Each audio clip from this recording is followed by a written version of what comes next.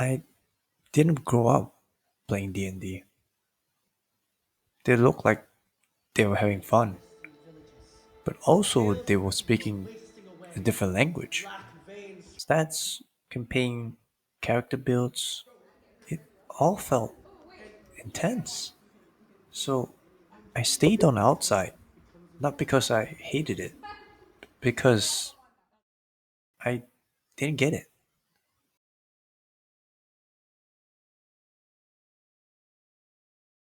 Dungeons and Dragons is a real serious problem. But as we'll see in the upcoming few moments, the problems with role-playing games have moved far beyond Dungeons and Dragons. It is role-playing, which is typically used for behavior modification. It's not coincidence, not when you have careful documentation, you have careful notes, you have eyewitnesses. Shotgun suicide.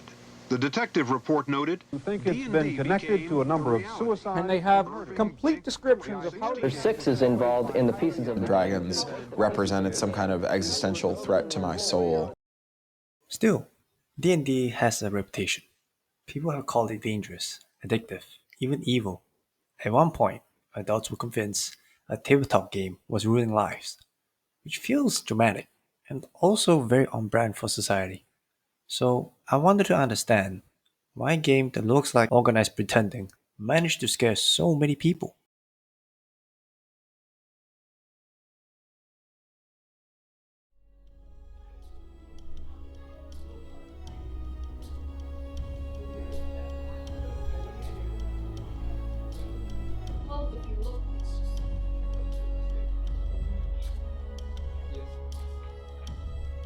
It will be investigation.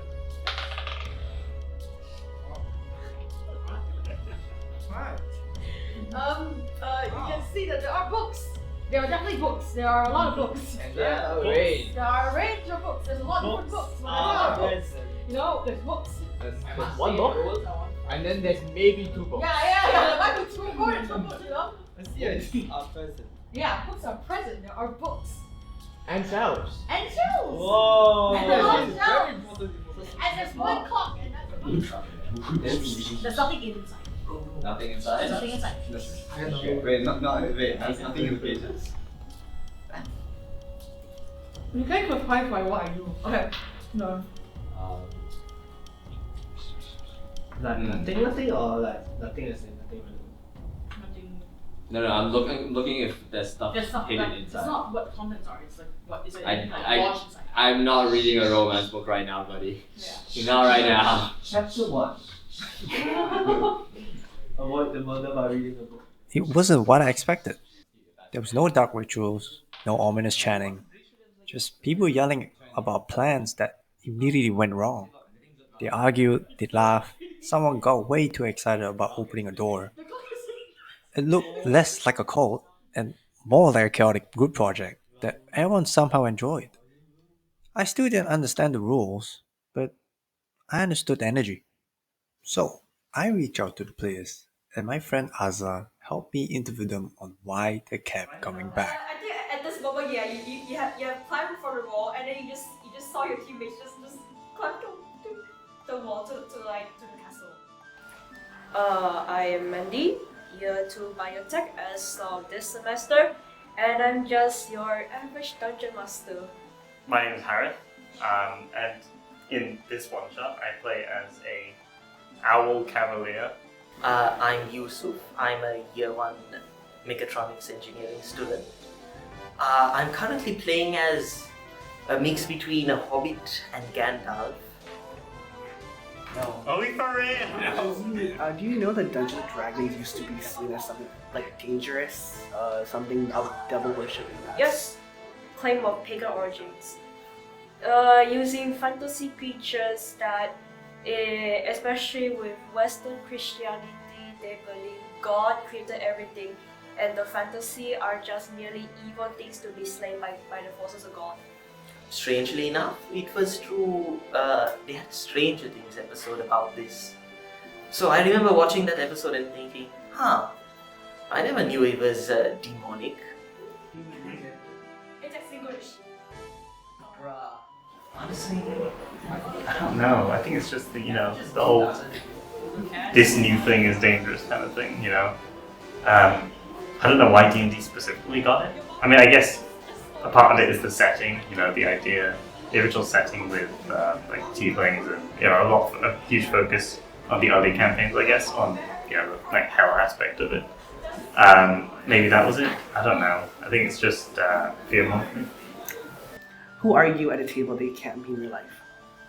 In real life and in table, I am just an observer, just watching what my players want to do and then react when they want it. Generally, I would go for the more, yes, let's work together option. With this, since there's no actual consequence to anything we do, I prefer to go with the there must be chaos, the world shall burn. I've noticed, not just for myself, I've noticed a lot of people who, you know, tend to be a little reserved. Once they get in settled into the group, they come out. It's really nice to see that, and I think that was me as well.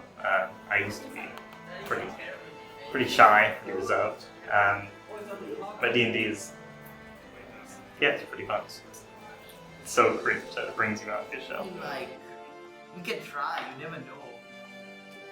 What is something you only understand because you play D&D?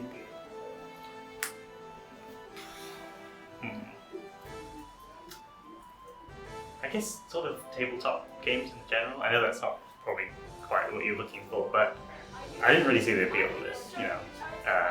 But you just give it a try and it's something you might like. Yeah, I used to actually think it was really weird. I didn't like it at all. But yeah, you give it a shot. No one mentioned winning. They talked about creativity, friendship, escaping real-life stress. One person said it helped them feel less alone. That was not the answer I expected. However, players can be biased towards their favorite game. Instead, my friend Ariel introduced me to someone who was a professional in this field and let them explain it. Okay, so I'm Dr. Rizky. I'm assistant professor in Workplace Diversity and Technology Innovation. So I think people just think of it as like it's just another hobby for a person because it's more common to see someone engage in this kind of entertainment. And to be fair, even D&D in itself, it's not revolutionary in terms of the storytelling, because before that there's Lord of the Rings. It all started there. All of the characters that you use in D&D, it all started there. So, you know, you refer back to Tolkien's book to create your characters. At least back then, that's how they do it, right? And Lord of the Rings were popular. A lot of things that are fantasy are popular. Game of Thrones, House of Dragons. These are things that take place in a set that pretty much you often use in D&D. Because of these overlaps, I think it's only positive from here. But you also need to think about where D&D was. It was in the US. US is a very conservative country. Whether they like it or not, they're a very conservative country. Their version of Christian is different. And there's this whole fanatic thing about how they approach things, right? So, because D&D, essentially, that freedom of creating different kind of characters. So we were just talking about Tiefling just now during the break, right? A character that typically a Tiefling would be considered Satan among a religious community. So they will say that this big devil, or that looks like Lucifer or something, I don't know. So I think that's why there's that panic phase in the 80s. This is the 80s. You only have televisions for your information or the radio. So that's probably how it happens. And considering the community that it got popularized at, so that just kind of like adding more to the fuel and how people just feel like this is just crazy. And the fact that there's actually no specific storyline, it really depends on who's playing and who's the master is. And yeah, so that's what it is. Eventually, I sat at the table. No experience, no idea what I was doing. I rolled the dice wrong, I forget my abilities, I definitely made bad choices, but no one cared. They just kept the story going. Yup, sick. Okay, can Right. It was alright. Yeah. And then this is For your backstory and whatever. Okay, what's this town? As you guys are traveling, you must travel through it to go to where you're going. So, as you guys are looking around, you see that the streets are empty, yet garments hang on the clothesline, flapping gently with the breeze. Two malnourished horses are tied to a hitching post in front of a tavern. And you know that she travels to cities and towns, aka KL, performing for the people. And you've definitely heard who Tasha's Kiss is. Asa, Yeah, our that's DM, spoke in a language I barely understood. He kept asking what I wanted to do. I didn't know how to answer. Everyone else seemed so confident, expecting this, investigating that. I was just trying to keep up. So I stayed quiet, watched, and listened. And eventually, I tried to step into the madness. I made things up, pretended a little, just to see what it felt like. Here? Pillar. Pillar. Oh. Yeah, pull further so that when Yeah. she It's wants only to. 5 feet. Yeah, but So, when she wants One to attack. space. One space? Yeah, it's like. Fuck it, let's move it just back there. Yeah. Alright, you do so. So that they're supposed, so that for she needs to fight for it. And remember, if actually no, since you guys are close together. Me? Roll intelligence save again. Again? Yeah. Roll it, but you have an advantage. Oh, you should give it to me. I should. What's my advantage? I got that 21 times. It's about a. I'm about to die. Yeah. So, Mr. Wong Kah-ho, how do you feel about actually getting to play a full, not full, but almost complete session of D&D? Not. It's actually quite fun, to be honest. If you have people around you who didn't play as well, I kind of guess that you're on the same journey, and it's just like it's a very good feeling because everyone's as close as you. I find It's a lot more fun playing with people that, either have played it and have a type of vision that they want to go with, like Irfan, or people who've never played it at all, like you and Azalea. Yeah. That was so fun. I think it's also fun having a DM like Za, because he'll roll with it, If I say I want to roll to seduce, he'll have to make it up as he goes along. He can't say no.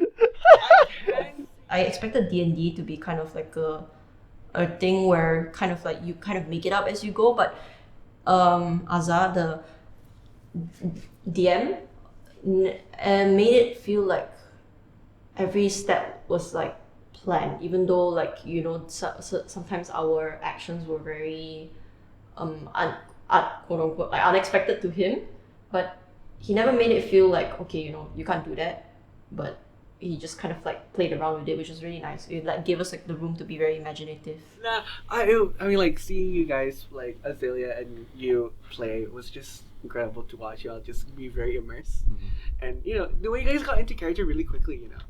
It was really like I was like, you're born to play D&D. I still won't call myself a hardcore player, but I get it now. D&D isn't about being nerdy or dramatic or escaping reality. It's about sharing a story with people who let you be a little weird for a few hours. And honestly, that's not the worst thing a game can offer.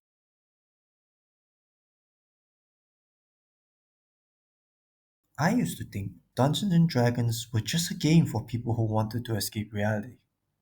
Now I think it's a way people learn how to face it. It's not about dragons or dice or complicated rules. It's about stories, about being heard, about sitting at a table and realizing you don't have to be impressive to belong. Some people use it to laugh, some use it to cope, some use it to feel a little less alone. And somehow, a game that once looked confusing and excessive has become something quietly meaningful. I still don't know every rule. I still make questionable choices.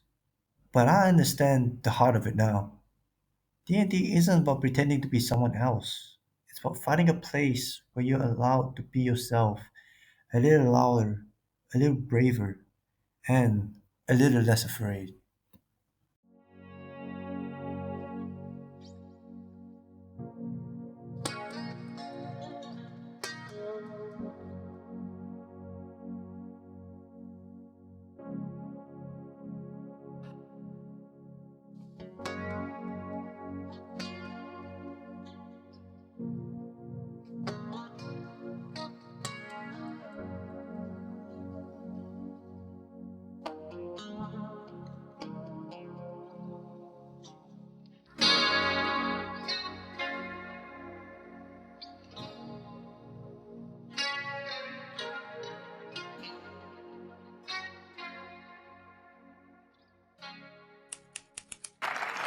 And cut.